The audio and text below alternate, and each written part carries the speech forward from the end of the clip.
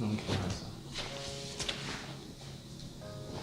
Hey guys, Nathan here. Today, I'm going to ask some questions to Dale Stout, and he's one of my friend's father, also a very successful entrepreneur.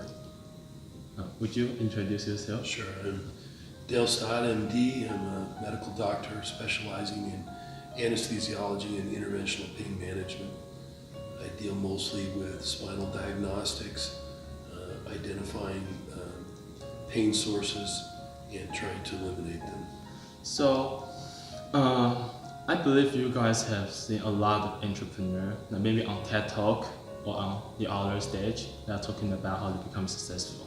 But I was wondering, is better to ask someone I know and face to face, rather than like watching some TED Talk show or reading some books they published. So first of all, like nowadays in Taiwan's young generation, they are upset. They are upset about their boss, government, company, and they are complaining about like the low salary and high housing price. What do you think about Well, I never having experienced Taiwan, it's hard for me to really give an opinion on that, except that I think hard work usually pays off, and if someone can set a goal to achieve certain things and then lay out a plan to achieve that goal, I think it's possible in Taiwan, in the United States, or wherever. it? And what kind of mindset do you think required for being successful? I think first of all, you have to have confidence in yourself. You have to believe that you can achieve what you want and that you have the ability to do whatever it is you set your mind to do. Like, do you have any like your personal experience? Well, yeah, I remember when I decided to apply for medical school, decided to go to medical school. My advisors in college told me, oh no, that's really hard, and you have to have perfect grades, and lots of discouraging words that they gave me. But for me, I believed in myself. I knew I could do it, so I didn't let them dissuade me and persuade me to not do what I wanted to do. And instead, I focused harder, worked harder, and then was able to achieve what I wanted, get into medical school, go through medical school, residency training, and ultimately achieve the goal of being successful. So you want to be a doctor when you were young. Yeah, not immediately, but when I was in my 20s is when I decided. hmm So nowadays, I don't know about United States, but in Taiwan, people they study, like this persons they study engineering, but like 80% of them don't really like engineering, just because it makes money. Right. What do you think? I think it's a bad idea to choose a specialty or a line of work solely on what it's going to make financially. Sit. Because if you choose something you love to do, you'll always be happy. And if you love something, you're going to be good at it because you'll work hard at it until you get good at it. So you should choose something that you're passionate about, something that you really enjoy doing, and then you're going to be happy. And a happy worker is usually good at their job. Second, I want to ask you about time management. Yeah, time management is really important. A lot of times people trade what they want most for what they want in that moment. And it's important to manage your time to make sure that you get done what you need to get done and you don't just waste time. So what's your personal tip about time management? Well, my tip is that I take care of the things I have to take care of first, and then I have time to do the things I enjoy. I'm a busy guy. I coach football Yeah. as well as run a medical practice, and I try not to waste time. I don't watch a lot of television. I mostly manage my time by prioritizing the things I want to do most and get those done first. So you won't let like your entertainment. Like if like some people, like young people, they want to play video games. Yeah. They have real addicted to video games and they have no time to study. Yeah, I think that's a huge waste of time, and it's probably an unhealthy addiction. So, if you're going to develop an addiction, it'd be better to exercise, and do something that will at least be good for your health. So, yeah, I find I have a lot of time because I don't waste a lot of time with things like that, video games or golf. I don't golf. I think it's a waste of time. Okay. So. So you think golf is a waste of time? I do. Okay. I live on a golf course and I don't golf. Okay. Yeah. It doesn't give you enough exercise. So. Mm-hmm. And third, how to manage money. I mean, like not now because now you're so like rich, wealthy. Yeah. People want to know how do you manage money when you're young. Well, it's a lot harder to manage it when you don't have much of it. That's the reality because there's so many bills to pay. I think there's two ways to look at money. You can look at money as a pool that is just so much there and you draw out of it and there's less, or you can look at it as a river where it flows. And I always chose to look at money as a river, always willing to make more money, work harder, bring in more money, as opposed to try and just live on a tiny amount. So let's say like now if you are 20 years old and every month you have about like 1,000 USD income coming in your bank account, how would you manage it? Well, first of all, my housing would be my number one priority. I'd make sure that my housing wasn't too expensive. And I wouldn't waste money on things like cigarettes and alcohol. Okay. I would make sure that I spent my money on food and housing because those are the two primary most important things. Walk when I could walk, ride a bike if that's what I need to do to save money. But you've got to put your top priority is where you live and what you eat. So housing and food. And food. So it's like 20% housing or Housing is usually more like 40%. 40%. Yeah. And how about the rest 60%? Well, it's, there's so many expenses. Healthcare, that's important. When you're young, a lot of times you can gamble that you're going to be healthy because mostly you are. And so, and if you're lucky, your parents can still insure you and make sure that you have healthcare. But in this country, healthcare is a problem. Yeah. So how much percent you think should invest on yourself? Like study? I think, as far as study, you want to put as much as possible into that because that's going to, I can't give you an exact percentage because it depends on everyone's situation, but I would say that your priorities after feeding yourself and getting shelter, the next priority would be to better yourself. And that's going to increase your income in the long run. So if you get an education, learn another language, develop some skills, that's going to be money in the bank. For years and years and years, I went to school and didn't make a lot of money, but it was worth it because it prepared me for a job that ultimately made a lot more money and it compensated for all that time. Yeah. Number 4 is giving up important? Giving up.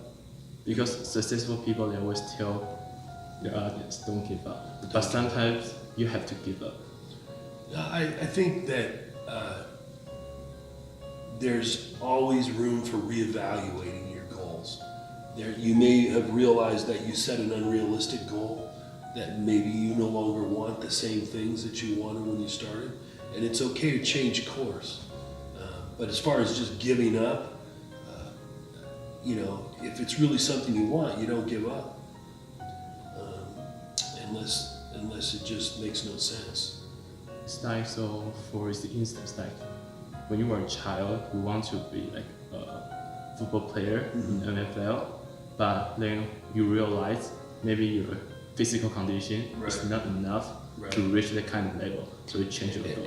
Yeah, you change your goal, and I think that's a reasonable thing to give up. When you decide you're not going to win American Idol, then probably it's time to get a day job, and that's a good example of the NFL.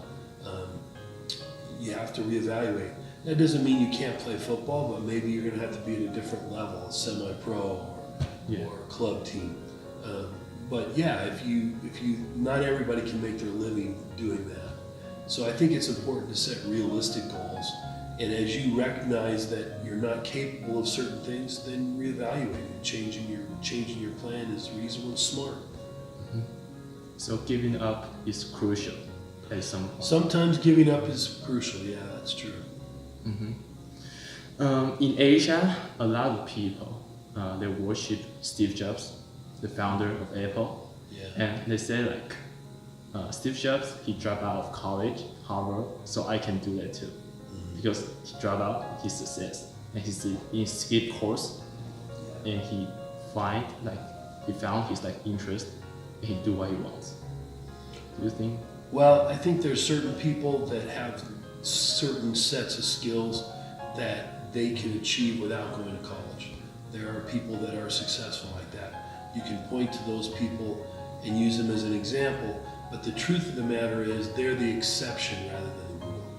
And they are an exception to most rules. Your best bet is to get a college education. There are some people, however, and I can recognize that, you can learn even without a formal education. There's so much online now that you can do that you can learn without going to actual college. So it's possible to succeed without that, but it's easier to succeed with it.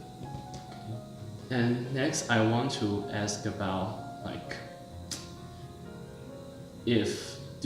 are you a dreamer or like a doer? Like, I'm a doer. You're a doer. So, what do you think about like people always like talking about they are going to do something? Like, I have a great project, but they always never get it done. Yeah, I don't admire those people because the reality is talk is cheap, and I set goals and then I do it. If I'm going to do something, and then again, we talked about giving up. There's sometimes when we change our plans, but we should be actively working towards our goals. And so, I tend to be a doer. And sometimes, like for me, like when I started to filming myself to vlog, like when I was watching people they do vlog on YouTube, everything is so natural. Like when I'm in the airport and they're shooting themselves walk away, right? So the camera set behind, like maybe on the floor, and walking away. But in reality, it's so awkward because if you put the camera behind you and everyone is staring at you, like what are you doing? You will have to walk away. You will come back to pick the camera and with you. And so it's awkward. Like sometimes you watch people do that stuff, it's easy. Like everything happens so naturally. But in reality, it's hard. You have to overcome this like awkwardness and embarrassment. True. So that's the difference between doer and dreamer.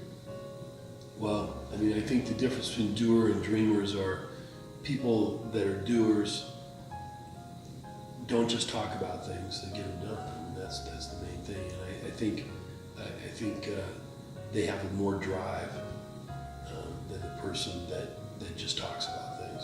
A lot of people want to be successful, but they're not willing to do the work. And I think it boils down to this. Those that are successful are willing to trade what they want in that moment for what they want most. And so they give up something, sacrifice something right now in order to achieve a greater goal. And those are the people that are doers. Steve Jobs said, a doer, like even the project is bad, but if you do it, then it becomes good. And if the project is good, but you don't do it, it becomes nothing. What do you think? Yeah, I mean, if you don't do something, you can't. I think what he's really saying, and I think is true, is you can't be afraid to fail. It's okay to fail. If you don't fail, you're not trying. Mm-hmm. You know, you should try, and you may fail, but you try something else, and it's okay. You have to take challenges. If you only do things that you're going to succeed at, then you're not pushing the envelope. You're not pushing yourself hard enough. Um, do you think people love to watch success people talking about how they become successful? Yeah. Do you think all the successful people, like all of the stuff they give the audience, are right? No, No? no, I think sometimes they stumble into things with blind luck and they're not even sure why they're successful. I think that happens sometimes. Like Bill Gates, Warren Buffett. I think Bill Gates knows why he's successful, but I mean, I think that there are a lot of people that succeed that aren't really sure how they did it. And they just give these false. And they can't always give you great advice on how for you to succeed because, first of all, they don't understand you and they don't know you, and they may not even understand exactly what made them successful. Just because you succeed doesn't make you very self-aware. That helps you understand what it is that you got. So, I don't know. People in Thailand have this survival bias, like survivor's bias. So they think like, for example, if he dropped out of college and he succeeds, people will think like, I will be successful if I drop out of Right. college. And I think that's a mistake. I think you can be successful if you drop out of college, but just to say someone else did it, therefore it's going to work for you, it isn't necessarily true. I discussed this with Trevor Yeah. and Dan. So we found a conclusion is like Steve dropped out of college and then he succeeded. It's not because he dropped out of college, it's because he's Steve Jobs and you are not Steve Jobs. Exactly. That's exactly right. He has talent he didn't need college for, but many people need the development that college brings and the education that brings. So I skipped class a lot in college. You skipped class a lot. I did a lot. But the tuition is expensive, isn't it? United States. Yeah, but you need the degree. That doesn't necessarily mean you got to go to class. I skipped class a lot because I found class was a waste of time. I found that I was bored. I wasn't paying attention. My mind would wander, and I would have to go home and read it all anyway. So I started just skipping class and just reading it. And then I would go in and take the test and do very well. That worked for me, but it may not work for someone else, but for me it worked. And then I was able to have a lot of extra time to coach football, do other things that I wanted to do. I got up early in the morning, like 4 in the morning, and would study. Yeah. My mind was clear. So, and I saved all those hours in class by just reading on my own. You're reading on your own. Yeah. So even you don't show up at class, the professor. The classes were huge. They didn't even know you were there. Oh, okay, interesting. Yeah. So I think like the point is, if you think like you can be successful without going to class, Yeah. you just do it. But you have to take the consequences. I totally can be successful without going to class. I did it. I went through medical school. In the first 2 years, I hardly ever went to class, even in medical school. I coached football, and I studied a lot. Doesn't mean you can do it without studying. I just found that the lectures were not that helpful. I wasn't learning that much from the lectures. So you have to learn out, you have to figure out how you learn the best. For me, learning the best was privately, quietly studying on my own actively. And by doing that, I was able to get good grades and be successful. What's the twist in your life? Is there like some moment you look back and you think, wow, if I didn't make that decision, I wouldn't be here now? There's lots of them. I mean, there's lots of moments where you're at a fork in the road and you choose one path or the other. 20 years ago, I decided to do pain management instead of anesthesiology. It's a subspecialty of anesthesiology, but it's quite different. And I decided to do this because it allowed me to be my own boss and it allowed me to leverage my time better. I could see more patients, be more successful that way. And so that's what I did. And it took a leap of faith. I moved. I gave up a very good job. I had to study and relearn a bunch of new information, but it paid off. And you have to like follow your money in the hospital, right? I have it in a clinic, not a hospital. Yeah, clinic. Yeah. So you have to use your own money to Yeah. build Yeah, a I hospital, had to build that. build a clinic. Correct. And have you ever think like if I fail? Yeah. Yeah, I mean, that wasn't an option. Failure was not an option. Okay. I was all in, you know, and I had to succeed. So I did whatever I had to do to succeed. I worked hard. So you don't have a plan B, just I plan had A. no plan B. There was only plan A. And Okay. I mean, And so you think like, is it better to just, in Chinese we have this saying, like a warrior when they're going to fight a war, like the general will broke the ship and broke the pot. So if they don't win, they can't retreat. they can retreat and they can eat. Yeah, I mean, I think to a certain extent that was true for me. It's called burning your bridges. Yeah. And I think it motivates you to fight harder. So you think like people have always said like they have plan B, C, D, E, F, G. Yeah, I mean, you develop another plan if you fail, but I don't go in with it with another plan. I go in with this being the plan. This is what I'm going to do, and I do it with no recourse. And if it doesn't happen, then I figure something out. But I don't go in thinking I'm going to go and do this if this doesn't work. And no, not really. I don't hedge my bet. Mm-hmm. And the last question, like people say, if you want to be successful, you have to be smart because, like you just said, you didn't go to course, but you still finish your degree. Yeah. So does it mean that if like maybe some people they are like not smart, not a genius, and they are not like some athlete, they can't Right. physical condition, they cannot become rich, they cannot become Yeah. successful. Is that true? I think it helps to be smart. It definitely helps to be smart, but there's a mixture of things that lead to success. One is drive. If you have a lot of drive, determination to be successful, you can overcome a lot. You can overcome maybe a lack of talent. Yeah. You know, there's an old saying, hard work beats talent when talent doesn't work hard. You know, and so there are a lot of talented people that don't succeed because they're not willing to work hard. So I think if you're willing to work hard, you have a lot of drive and your determination, you can overcome a lot of things. You can learn, you can get smart. People in Taiwan, like the young generation, our average wage is like 1,000 USD, and the house rent is like 50% of your income.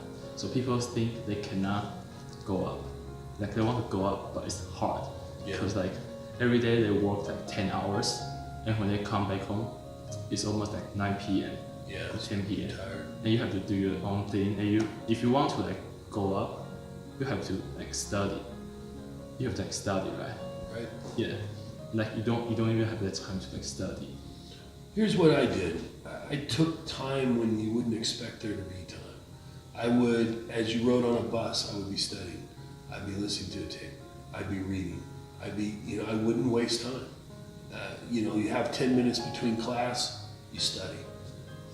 You look at flashcards as you walk. Those type of things. I just try and maximize my time usage.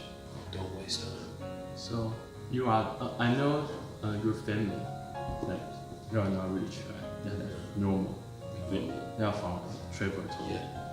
And like when you become so rich, so you are the people so-called first rich generation. Yeah. And like people in Taiwan, they hate the second rich generation because second rich generation, they're always like talking about how they are so successful, Right. but actually the money from their father. Right. And I didn't get any money from my parents. Yeah. And now this is very hard. Like in Taiwan, it's very hard for like me, like the normal people, normal level, to climb up. Yeah. Cause okay, so for instance, I have to like pay my rent, right? I have to work. Maybe I go to this company and they pay me like 1,000 USD per month, and I don't have my personal time. And even if I study, like maybe I study and I climb up to a higher position in the company, maybe it will become like 1,200 bucks, but it's still not enough because the housing price in Taiwan is like 1 million USD. Like Yeah. an okay house in Taipei, an okay house is like a flat apartment in Taipei. It's like 1 million It's very USD. expensive. Yeah. Yeah. So even you have like 1,200 bucks, it's not enough. You can't reach. Yeah. Yeah. Sometimes you have to leave to get better opportunities. You know, sometimes you're trapped in a place where you're limited by opportunities, and then you have to go somewhere else. I couldn't have done what I did in California. I had to move to Utah Why? because there was more opportunity here. You know, California had so many people, so much competition. Coming to an area where there was less competition allowed me to prosper. Why not New York? I know American people. New York's also crowded. New York dream. And lots of competition there as well. So I saw this community as having a need. So that's important. You have to recognize the market. You have to see where there's a need for what you have. Okay, so if I'm Ming Ru and I speak really good English and I speak Mandarin, what can I do? Well, there's probably a lot you could do. You could probably work for an American businessman who has work in Taiwan or China. Yeah. And you speak good enough English that you could work as a translator for him, help him. You know, you maybe in Taiwan you get lost because there's so many people that can do what you do. But here there are not a lot of people that can do what you do. I don't know if you know about Jack Ma. You know Jack Ma? He's the richest guy in China. And when he was young, it's like 30 years ago. At that time in China, 30 years ago, no one can speak English around him. Mm-hmm. He was like 14 years old. And like every time, so do you know how he learned English?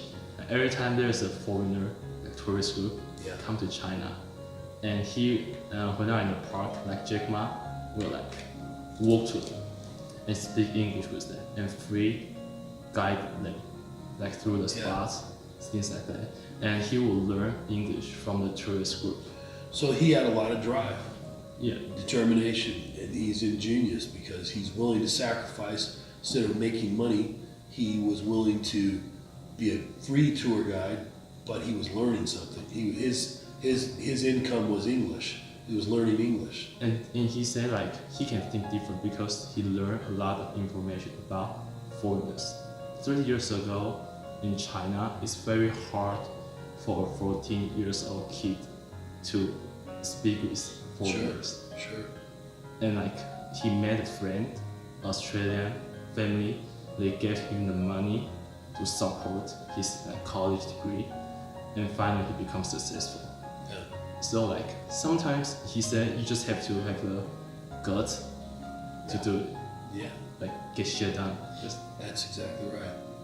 Because like when I was 14 years old, I don't know if I have the guts to just walk into some like foreigners and say, hey, let me free guide you. Yeah.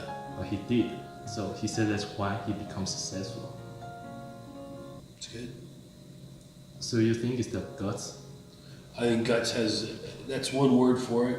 Drive. I like Drive. the word drive. Yeah. Motivate. Yeah. You're determined. You're willing to do. Determination. You're willing to try. Willing to fail.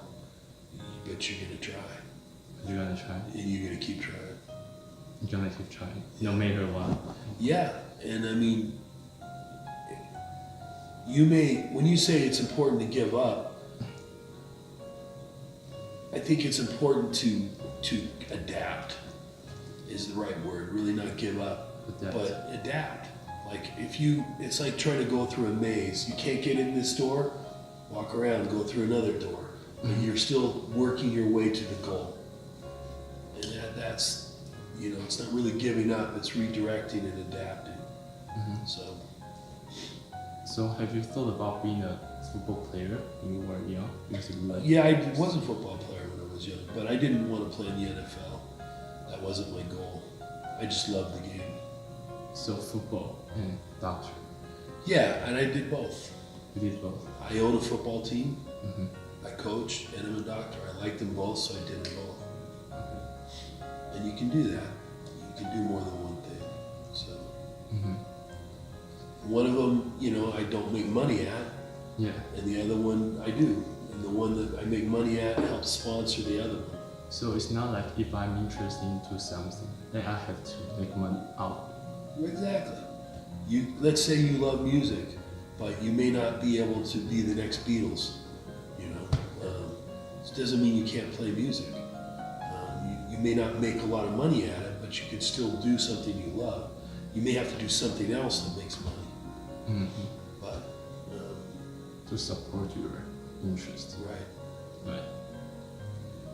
So, do you have any like advice to young generation? Yeah, I think the advice is that you have to decide what you want. Figure out what you want most, and then go for it. Do whatever you got to do. Have the drive and determination, Suki,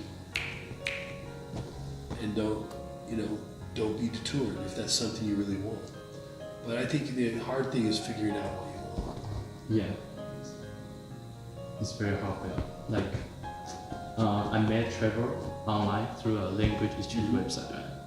And do you know how many messages I've sent out? 8,000. I use my hand, like it takes me for a week, like 8,000 messages. And like there are maybe like only 10% of it was responsive. Because people, they will just open your message and ignore it. So it's like 10%, and you have to choose the right people. Some people, they maybe don't speak well English, maybe they don't have the time, and maybe their accent I cannot understand, or maybe we just like personality don't match, you know. Yeah. So you have to like select. Yeah. And every day I send out about 800 mail to different people on their website. And my account even get banned, so I go like register another account to do it. So, like, if I'm the rich second generation, I won't do it. Like, my father is rich. Why would I sit in front of a computer and send 8,000 messages to? I agree. That's exactly right. I would just go to pub and party. Like, who do it? Like, sit. Yeah. You're hungry. Yeah. You're hungry. And that's what it takes. That's what it takes. You gotta be hungry. You're hungry, you do it. Like Steve said, stay hungry, stay foolish. Yep, that's right. So yeah, today that's about it. Okay, great. Thanks. Thanks, Dale. Welcome. See you guys